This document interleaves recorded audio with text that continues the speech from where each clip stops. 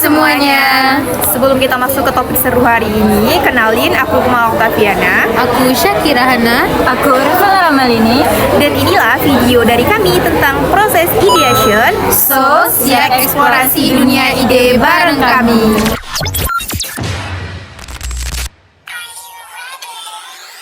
Oke, dalam ideasi, penciptaan suatu ide bisnis merupakan salah satu faktor penting dalam memenuhi sebuah bisnis. Inspirasi biasa datang kapan saja dan di mana saja. Mungkin ketika sedang bersantai, saat liburan kemarin, tiba-tiba tercetus ide perbaikan proses bisnis atau bahkan ide untuk memulai sesuatu yang benar-benar baru. Hampir semua proses inovasi mencakup pembangkitan ide dan pemilihan ide atau peluang. Semua inovasi didasarkan pada ide yang bisa berada di dalam atau di luar perusahaan. Bangkitkan suatu ide atau ideation adalah proses sistematis dengan tujuan menciptakan dan menangkap ide sesuai dengan persyaratan yang telah ditetapkan oleh organisasi dan mencakup elemen yang terkait dengan kreativitas dan detail struktur organisasi untuk mendukung proses tersebut. Ideation adalah proses menghasilkan ide dan solusi melalui sesi seperti sketching, prototyping, brainstorming, brainwriting, ide terburuk, dan banyak teknik ideation lainnya. Ideation juga merupakan tahap ketiga dalam proses design thinking. Meskipun banyak orang mungkin pernah mengalami sesi brainstorming sebelumnya, tidak mudah untuk memfasilitasi sisi ide yang benar-benar bermanfaat. Sebelum kita membahas lebih jauh tentang proses ideasi, penting juga untuk memahami bagaimana para ahli memandang konsep ini. Ternyata ideasi bukan cuma soal munculnya ide, tetapi juga melibatkan strategi, pemahaman pasar, kreativitas terarah. Nah, mari kita lihat bagaimana beberapa pakar mendefinisikan ideasi dalam konteks pengembangan produk dan inovasi. Ada beberapa definisi ideasi menurut para ahli, yaitu sebagai berikut. Yang pertama, Kotler Armstrong mendefinisikan ideasi sebagai proses mengembangkan produk dan konsep produk yang baru yang dirancang untuk memenuhi kebutuhan pasar yang berkembang. Yang kedua ada Acker, menyebutkan bahwa ideasi adalah proses menciptakan produk baru dan layanan baru untuk memenuhi kebutuhan konsumen dan menciptakan peluang baru.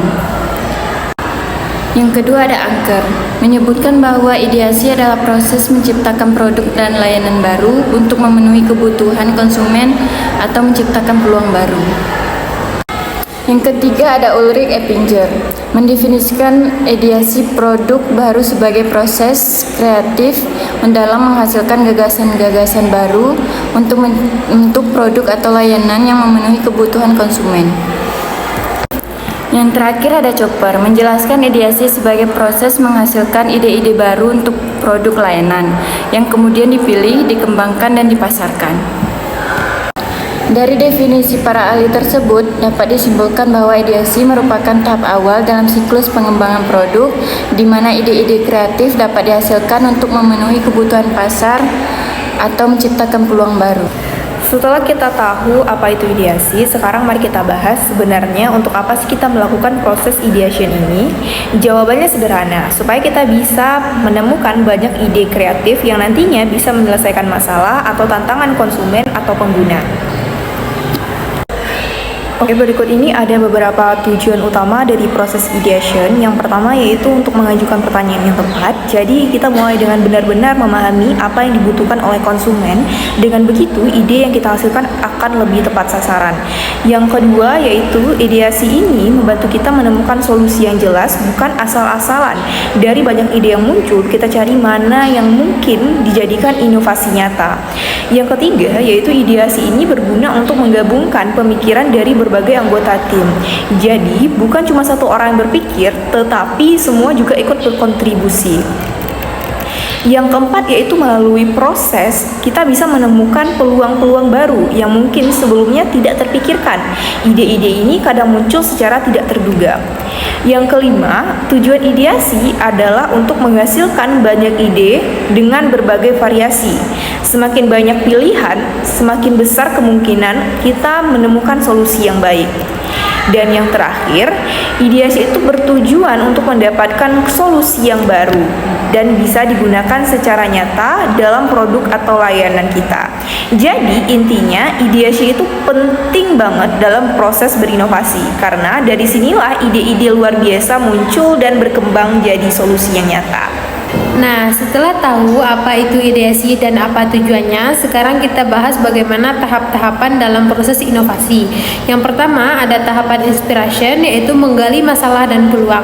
Yang pertama ada tahap inspiration.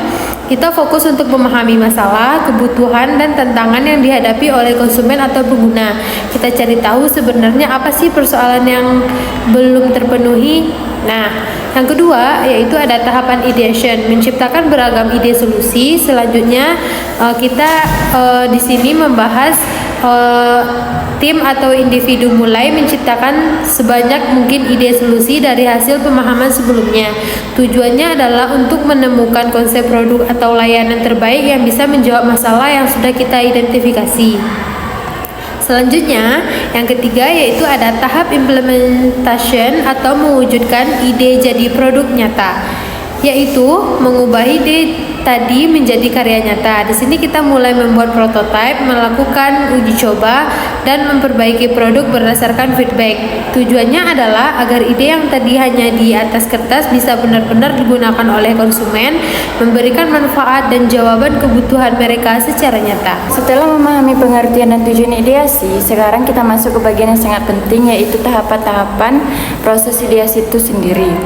Proses ini terdiri dari beberapa langkah yang tujuannya adalah untuk menggali sebanyak mungkin ide, lalu menyaring dan mengembangkan menjadi solusi yang benar-benar bermanfaat. Nah, berikut beberapa penjelasannya. Yang pertama yaitu ada identifikasi masalah atau kebutuhan. Langkah pertama adalah mengidentifikasi masalah, tantangan atau kebutuhan yang ingin kita selesaikan. Tanpa pemahaman yang jelas terhadap masalah, proses ideasi bisa melenceng dan menghasilkan solusi yang tidak relevan. Jadi, kita mulai dari mencari tahu dulu apa masalahnya, siapa yang terdampak. Yang kedua ada riset dan pengumpulan informasi. Setelah masalahnya jelas, kita lanjut ke riset dan pengumpulan informasi.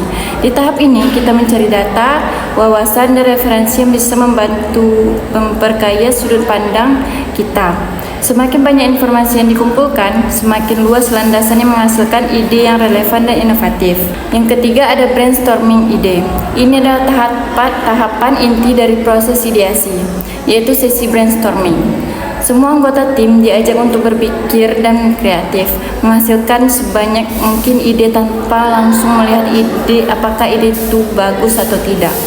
Tujuannya adalah untuk membuka semua kemungkinan, bahkan yang terdengar gila sekalipun. Yang keempat ada penyaringan dan seleksi ide. Setelah ide-ide terkumpul, langkah berikutnya adalah penyaringan dan seleksi ide. Pilih ide-ide terbaik berdasarkan beberapa kriteria seperti apakah ide tersebut realistis, apakah sesuai dengan kebutuhan pengguna, apakah bisa dikerjakan dengan sumber daya yang ada, dan tentu saja apakah ide itu termasuk punya dampak yang besar. Yang kelima ada pengembangan dan penyempurnaan ide. Setelah terpilih, ide-ide tersebut dikembangkan lebih lanjut. Kita mulai membuat sketsa, mendesain alur, dan membuat narasi konsep, atau bahkan prototipe sederhana. Tujuannya adalah untuk membuat ide tersebut lebih matang dan siap diuji. Dan yang terakhir ada iterasi dan pengembangan lanjutan. Dan terakhir adalah tahap iterasi, yaitu proses pengembangan lebih lanjut. Di sini kita bisa melakukan riset tambahan seperti membuat prototipe yang lebih kompleks, lalu melakukan uji coba. Kalau ternyata masih kurang, ide bisa diperbaiki, disesuaikan, atau bahkan diputar ulang. Ini adalah proses terus-menerus sampai ide benar-benar siap diimplementasikan. Selanjutnya itu ada jenis-jenis ide menurut Lotchgate terbagi menjadi 3 jenis. Yang pertama itu ide sederhana. Ide ini muncul dari satu rangsangan saja, misalnya ketika kita membaca koran. Misalnya informasi yang kita terima hanya lewat indera penglihatan, yaitu mata. Jadi terbentuk dalam pikiran kita adalah ide sederhana. Yang kedua yaitu ada ide kompleks. Ide ini muncul dari beberapa rangsangan indera sekaligus. Contohnya saat kita menonton televisi, kita melihat gambar, mendengar suara, dan merasakan emosi secara bersamaan. Maka yang terbentuk itu adalah ide kompleks karena melibatkan banyak elemen sekaligus. Yang kedua yaitu Yang ketiga itu ada ide campuran. Nah, yang terakhir ini lebih unik lagi. Ide campuran adalah ketika beberapa ide kompleks yang kita miliki menjadi gabungan satu kesatuan dalam pikiran kita. Misalnya, kita sedang menonton TV yang membahas tentang harga BBM, lalu informasi yang bercampur dengan pengalaman pribadi kita saat membeli BBM. Misalnya, waktu harga naik atau antrian panjang di SPBU, semua itu bercampur menjadi satu pemahaman baru dalam pikiran kita. Berikut ada beberapa teknik yang sering digunakan dalam proses ideasi dan mungkin juga udah sering kita temui dalam kegiatan sehari-hari. Yang pertama yaitu ada brainstorming. Ini adalah teknik yang paling populer dan sering digunakan. Brainstorming adalah momen di mana semua anggota tim diajak berpikir kreatif dan terbuka, mengeluarkan ide sebanyak mungkin tanpa langsung mengkritisi atau menilai ide itu baik atau buruk. Tujuan utamanya adalah membuka semua kemungkinan ide, bahkan yang terdengar tidak bisa sekalipun. Dari situlah nanti muncul ide-ide unik yang punya potensi besar. Nah, yang kedua yaitu ada mind mapping, adalah teknik penggambaran peta pikiran secara virtual. Dengan membuat cabang-cabang dari satu ide utama, kita bisa mengembangkan ide secara terstruktur namun tetap kreatif. Teknik ini membantu otak kita untuk berpikir lebih bebas dan menemukan hubungan-hubungan baru antar ide yang sebelumnya tidak terlihat. Yang ketiga yaitu ada sketching, pembuat sketsa. Sketching adalah proses menuangkan ide ke dalam bentuk gambar atau sketsa kasar. Biasanya teknik ini digunakan dalam dunia desain, produk, atau arsitektur. Dalam ideasi secara umum, sketching sangat berguna untuk mewujudkan ide dalam bentuk visual sehingga lebih mudah dipahami, dikembangkan, dan dikritisi oleh tim. Berikutnya ada beberapa tips sukses dalam menjalankan proses ideasi. Yang pertama yaitu ciptakan lingkungan yang bebas dan aman untuk berpikir. Saat ideasi, sangat penting menciptakan suasana yang nyaman dan juga terbuka. Semua anggota tim harus merasa bebas menyampaikan ide tanpa takut dihakimi atau ditertawakan. Yang kedua yaitu fokus pada masalah atau tujuan.